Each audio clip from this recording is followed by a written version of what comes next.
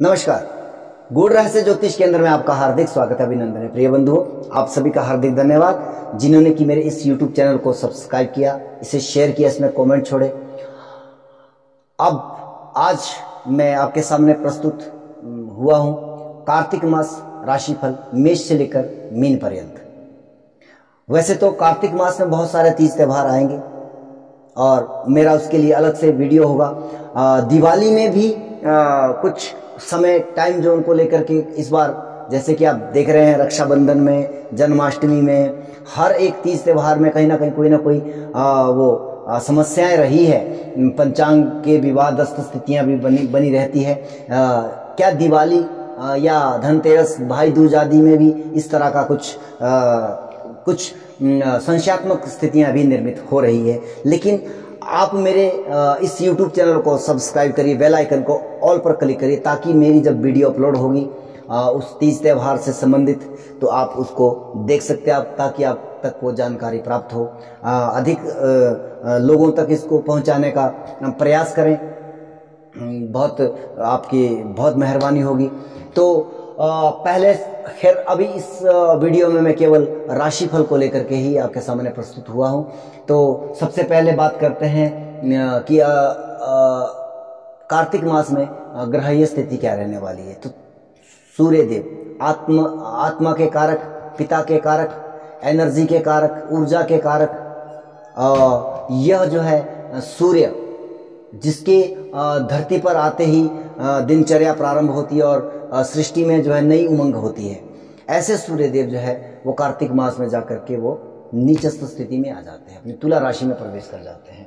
तो यहाँ पर 17 अक्टूबर से लेकर 16 नवंबर तक जो है वो सूर्य देव जो है नीचस्थ स्थिति में रहने वाले हैं। इसके बाद मंगल देव की जो जर्नी है इस बार कुछ जो है वो थोड़ा सा लंबा रहने वाला है। 16 अक्टूबर को जो है वह मिथुन में प्रवेश करेंगे, लेकिन 30 अक्टूबर को वक्री हो जाएंगे और जो है 13 नवंबर को वक्री अवस्था में जो है वो वृषभ में पुनः प्रवेश कर जाएंगे, वापिस चले जाएंगे। उसके बाद फिर जो है 12 जनवरी को जो है वह मार्गी हो जाएंगे वृषभ में, और 12 मार्च को जाकर के वो फिर पुनः मिथुन में प्रवेश करेंगे। तो ये जर्नी काफी लंबी रहने वाली है। मासारंभ में बुध देव जो है वो अपने उच्चस्थ राशि में रहेंगे कन्या में, और 26 अक्टूबर को वो तुला में, और 13 नवंबर को वह वृश्चिक में, लेकिन 20 अक्टूबर को वह अभी पुनः अस्त हो रहे हैं। शुक्र देव आपके 18 अक्टूबर को जो है तुला में आ जाएंगे, यानी कि 2 दिन, एक दिन जो है वो कन्या में रहेंगे, उसके बाद जो है तुला में प्रवेश कर जाएंगे। उसके बाद 11 नवंबर को जो है वो वृश्चिक राशि में प्रवेश कर जाएंगे। शनिदेव अंतोगत्वा 23 अक्टूबर को जो है वह मार्गी हो रहे हैं। तो यह जो है क्या परिस्थितियां निर्मित हो रही है। मास के आरंभ में मंगल देव की दृष्टि शनि के ऊपर रहने वाली है, मासांत तक ये परिस्थितियां यहाँ पर रहेगी। और शनि देव की 10वीं दृष्टि सूर्य के ऊपर, केतु के ऊपर, और देवगुरु बृहस्पति के ऊपर 3री दृष्टि पड़ रही है। वहीं पर सूर्य जो है वह राहु और केतु के एक्सेस में भी आ गए हैं, नीचस्थ स्थिति में भी है। तो कहीं ना कहीं यह मास कुछ अधिक परेशानियां लेकर के प्रस्तुत हो रहा है। लेकिन पर्टिकुलर राशियों के लिए क्या इसका असर रहेगा, किस तरह की परिस्थितियां निर्मित होगी, उसके लिए जो है मैं राशिफल क्रमशः आपके सामने प्रस्तुत करता हूं। बात करते हैं मेष, वृषभ और मिथुन राशि के जातकों की परिस्थितियां क्या रहने वाली कार्तिक मास के दौरान। सबसे पहले ग्रहीय गोचर, आपके चंद्रमा के ऊपर से, आपके राशि के ऊपर से जो है राहु देव का संचार मास पर्यंत रहने वाला है। मंगल देव आपके जो है मास आरंभ से ही, यानी कि एक दिन पहले लगभग 16 अक्टूबर को जो है वो मिथुन में प्रवेश कर जाएंगे, और 30 अक्टूबर को वह वक्री हो जाएंगे। 30 अक्टूबर को वक्री होने के बाद वह 13 नवंबर इनके मासांत में जो वृषभ में चले जाएंगे। बुध देव आपके 6ठे भाव में मास आरंभ कर रहे हैं, कन्या में रहेंगे 26 अक्टूबर तक। उसके बाद ये तुला में चले जाएंगे, और 13 नवंबर को जो है वह आपके वृश्चिक राशि में प्रवेश, अष्टम भाव में आपके चले जाएंगे। शुक्रदेव आपके प्रथम दिवस वह भी कन्या में ही रहेंगे, लेकिन 18 अक्टूबर को जो है वह तुला में प्रवेश कर जाएंगे, इसलिए मैंने उनको तुला में ही इंगित किया है। और 11 नवंबर को वह वृश्चिक में आ जाएंगे। वही सूर्यदेव मास पूर्ण होने के बाद यहाँ से संचार करेंगे, और केतु देव भी मास पर्यंत यहाँ रहने वाले, शनिदेव भी मास पर्यंत रहने वाले, लेकिन 23 अक्टूबर को जो है वक्री अवस्था से वह मार्गी अवस्था में प्रवेश कर जाएंगे। और गुरुदेव आपके द्वादशीष होकर के द्वादश भाव में वह वक्री ही रहेंगे। तो इन सभी ग्रहों की परिस्थितियां, उनके ग्रह गोचर के अनुसार आपका ये मास कैसा रहने वाला है। सबसे पहले बात यह है कि आप जो है वीडियो को अंत तक अवश्य देखिए, क्योंकि कहीं ना कहीं आवश्यक तौर पर आपके लिए कोई ना कोई महत्वपूर्ण सूचना इसके अंदर मिल सकती है। लेकिन दशा अंतरदशा और आपकी लगन चार्ट का महत्व हमेशा बना रहता है। गोचर केवल दशाओं का परिणाम को वो सिद्ध करता है, वहां पर जो है आपको उन चीजों के साथ मिलाना होगा, अन्यथा यह जो भी फलित है वो केवल 10 से 15% ही आप पे काम करेगा। अगर 100% की बात करें तो आपको लगन कुंडली और आपकी दशाएं क्या चल रही है उसके ऊपर बहुत कुछ निर्भर करता है। लेकिन ग्रहीय गोचर कहीं ना कहीं 15% भी अगर वो बात करते हैं तो वो भी बहुत बड़ी संख्या अपने आप में होती है। यहाँ पर राहु देव आपके लग्नस्थ हैं, चंद्रमा के ऊपर से संचार कर रहे हैं। कहीं ना कहीं कंफ्यूजन वाली या ये करूं वो करूं इस तरह की जो अनिर्णय वाली स्थिति जो है आपके साथ वो बनी हुई है, उसमें कोई संदेह नहीं है।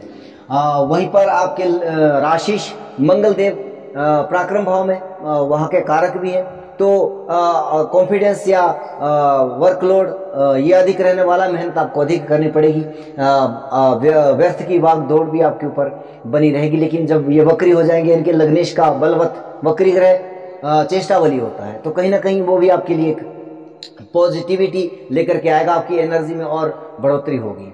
और वहीं पर बुध देव आपके षष्ठम भाव में छठे भाव के स्वामी होकर के उच्चस्थ स्थिति में है। यहाँ पर अगर मैं कहूँ कि जो नौकरी पेशा के वर्ग से जो कार्य करने वाले लोग हैं उनके लिए यह समय अनुकूल है, लेकिन बुध देव का संचारण केवल 26 अक्टूबर तक है, उसके बाद ये सप्तम भाव में आ जाएंगे। यहाँ पर 7वें भाव में पहले ही कुछ एक अलग प्रकार की स्थितियां निर्मित हो रही है। आपके केतु देव पहले से ही आपकी कहीं ना कहीं स्पाउस के साथ, आपके लाइफ पार्टनर के साथ, उनके स्वास्थ्य को लेकर के उनके साथ कुछ कोऑर्डिनेशन में दिक्कत दे रहा है। वैवाहिक जीवन में कहीं ना कहीं आपको समस्या मिल रही है। लेकिन अब ये सूर्य देव का आगमन आपके पंचमेश प्रेम भाव के स्वामी होकर के, और वह भी पीड़ित अवस्था में, तो कहीं ना कहीं और शुक्र के साथ वहां पर विराजित है। तो यहाँ पर एक जो कंफ्यूजन या सिचुएशन क्रिएट हो रही है कि अगर वो घर में प्रेम जो है वो पर्याप्त नहीं मिलता है, तो ऐसा व्यक्ति कई बार जो है वो बाहर भी प्रेम की खोज में रहता है। तो ये आपके लिए एक नकारात्मक विचारक स्थिति बन सकती है। आपको यहाँ से बचना चाहिए, इन सिचुएशन से बचना चाहिए। आपको कहीं ना कहीं उस गतिविधियों से आपको दूर हट के कार्य करना चाहिए। वहीं पर जब ये शुक्रदेव आपके अष्टम में आ जाएंगे, हालांकि आपके द्वितीयेश हैं, धन की स्थिति को बेहतर कर सकते हैं, आपके सप्तमेश भी है, तो क्योंकि धन भाव का स्वामी धन भाव को देख रहा है, तो धन भाव की परिस्थितियों को जो कि पिछले कुछ समय से अनुकूल नहीं चल रही थी, अब कुछ उसमें रनिंग होने की संभावनाएं बन रही है। शुक्रदेव आपके अष्टम भाव से संचार करेंगे, वहीं बुध देव आपके षष्ठमेश होकर के आपके जो है वो सप्तम भाव में आ जाएंगे। तो कहीं ना कहीं यहाँ पर एक और परिस्थितियां निर्मित हो रही है। बुध, सूर्य और केतु वहां पर विराजित है। जब ये छठे भाव के स्वामी आपके सप्तम भाव में आ रहे हैं, तो कहीं ना कहीं आपके जीवन साथी को स्वास्थ्य को लेकर के या उनसे तनाव जैसी सिचुएशन अभी भी बरकरार हुई है। आप यहाँ पर अपने रिलेशनशिप को बचा करके निकलना। बुरा वक्त है, 1 महीना कितना होता है, जब सूर्य यहाँ से संचार बदलेंगे, कहीं ना कहीं आपकी स्थितियाँ सुधार होने की संभावनाएं हैं। लेकिन व्यावसायिक गतिविधियों में प्रोफेशनली तौर पर आपको एक अच्छी स्थिति दिखाई दे रही है, क्योंकि आपके दशमेश और लाभेश शनिदेव जो है वो मार्गीय अवस्था में आ चुके हैं। तो कहीं ना कहीं जो अब तक आपके जो कार्य रुके हुए थे या पेंडिंग कार्य को आपने करने का जो प्रयास किया था, उसमें आप कितने सफल हुए होंगे, कितने असफल हुए होंगे, वो डिपेंड करता है आपकी दशा अंतरदशा के ऊपर। लेकिन अब आपको आगे की नई विचार और नए सोच के साथ आगे बढ़ना चाहिए कार्य क्षेत्र में। तो ये एक अच्छी परिस्थितियां भी है कार्य क्षेत्र के लिए। लेकिन पार्टनरशिप से संबंधित व्यवसाय अगर आप कर रहे हैं तो वहाँ पे कहीं ना कहीं पार्टनर के साथ भी आपकी मतांतर या मतभेद आदि की समस्याएं यहाँ पर बन रही है। तो ज़्यादा बेहतर यह रहेगा कि आप जो है अपने पार्टनर के साथ जो है या तो तालमेल ठीक से रखिए, अपने व्यवहार सही से रखिए, अन्यथा ज़्यादा बेहतर है कि पार्टनरशिप में कार्य करना जो है आप वैसे कुछ समय के लिए इसको आपको छोड़ देना चाहिए। या फिर अगर आप नए कोई कार्य पार्टनरशिप में करना चाहते हो तो मत करिएगा। मैं खास करके यही एडवाइस दूंगा। खर्चों की बात है तो यहाँ पर देवगुरु बृहस्पति आपके भाग्येश हैं 12वें भाव में, खर्चे अधिक रहेंगे, लेकिन ये धार्मिक कार्यों में आपके खर्चे बढ़ेंगे और आपको करना भी चाहिए। इस समय में जो भी जितना भी बन पाता है आप कहीं ना कहीं डोनेशन करिए, कहीं ना कहीं दान करिए या धार्मिक अनुष्ठान आदि करवाइए। वहाँ पर आपको जो है इससे एक अच्छा लाभ प्राप्ति हो जाती है, क्योंकि ये 12वां भाव है। अगर आप ये ऐसा नहीं करते, जब यहाँ पर शुभ परिस्थितियाँ, अगर आप ऐसा नहीं करते तो 12वां भाव हमारा यज्ञ अनुष्ठान आदि भी है, निद्रा का भी है और कहीं ना कहीं हॉस्पिटल का भी है और कहीं ना कहीं कारागार का भी है। तो अगर आप जो है वो देखिए, हमें ग्रहों का यूटिलाइजेशन कर लेना चाहिए।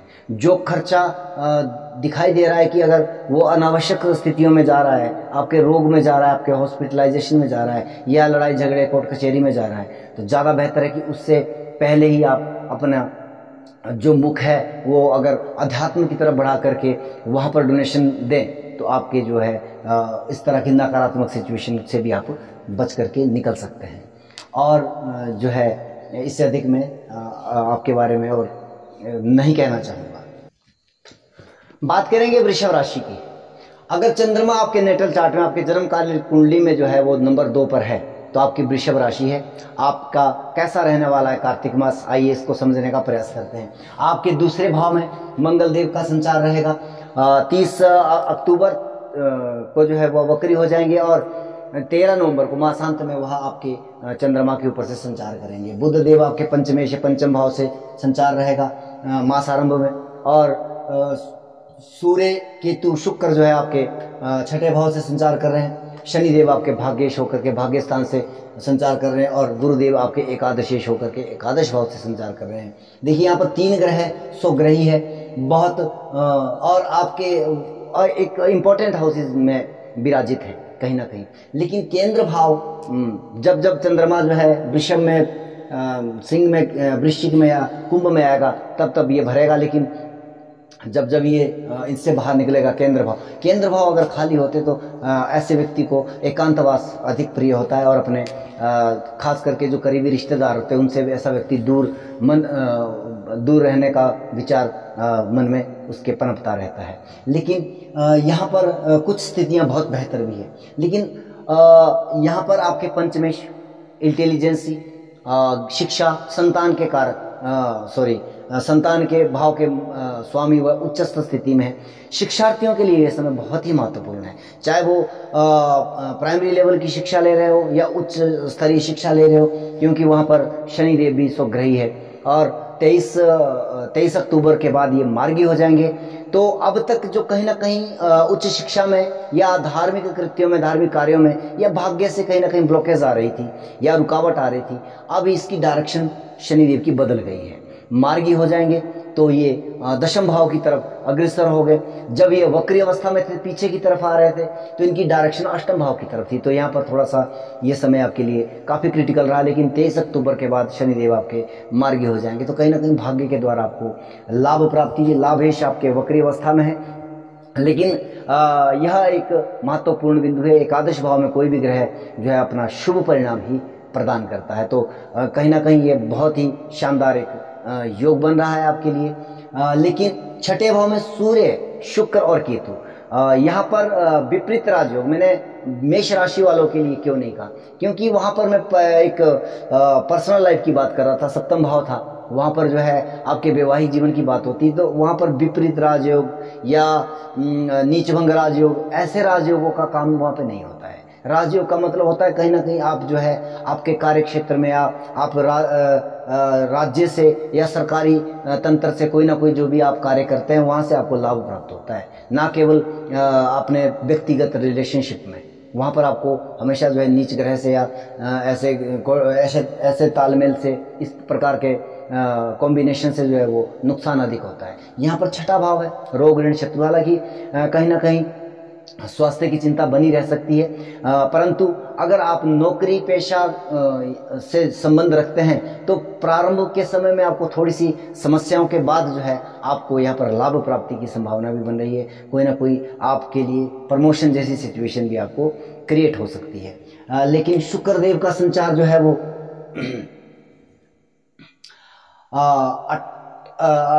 11 नवंबर के बाद वृश्चिक में संचार हो जाएगा। तो यहाँ पर शुक्र देव अपनी राशि बदल देंगे, आपके लग्नेश भी है, तो अब लगन पर उनकी दृष्टि होगी तो आपका जो है वो कहीं ना कहीं रिश्तों के प्रति और कहीं ना कहीं एक आत्मविश्वास, उसमें भी आपको काफ़ी प्रोत्साहन मिलने वाला है। बहुत शानदार ये स्थिति निर्मित होने वाली है। बुध देव आपके पंचमेश होकर के षष्ठम भाव में संचार करेंगे, आपके 26 अक्टूबर को वह तुला में आ जाएंगे।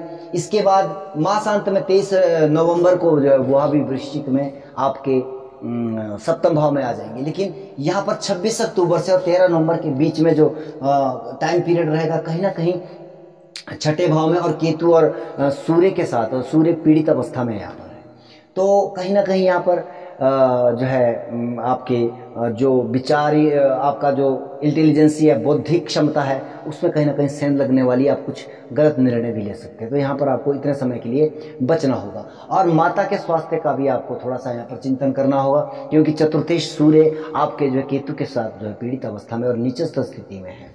और जब बुध देव आपके जो है 13 नवंबर को जो है वो वहाँ आपके सप्तम भाव में आ जाएंगे, तो यहाँ पर आपके पंचमेश और लग्नेश की युति बन रही है। तो ये अपने आप में एक बहुत ही शानदार योग बन रहा है। कहीं ना कहीं अगर आप व्यापार आदि के कार्य में भी वो व्यापारी जनों के लिए भी अब यहाँ से लाभ प्राप्ति की संभावनाएं सुनिश्चित हो रही है। अगर दशाएं अंतरदशाएं अनुकूल है, बहुत बेहतर आप लाभ ले सकते हैं। अगर प्रतिकूल है तो कुछ कम आपको नुकसान हो सकता है।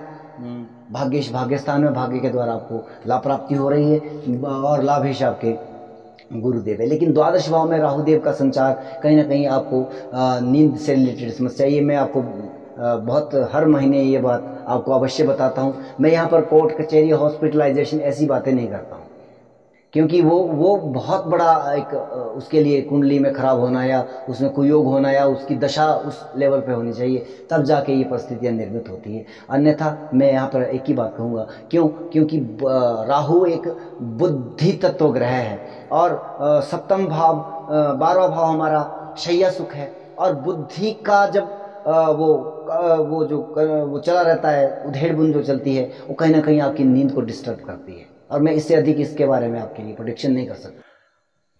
बात करते हैं मिथुन राशि के जातकों की। मिथुन राशि, यदि चंद्रमा आपका आपके नेटल चार्ट में, आपकी कुंडली में 3 नंबर पर है, तो आपकी मिथुन राशि है। पहले ग्रह गोचर क्या कह रहे हैं?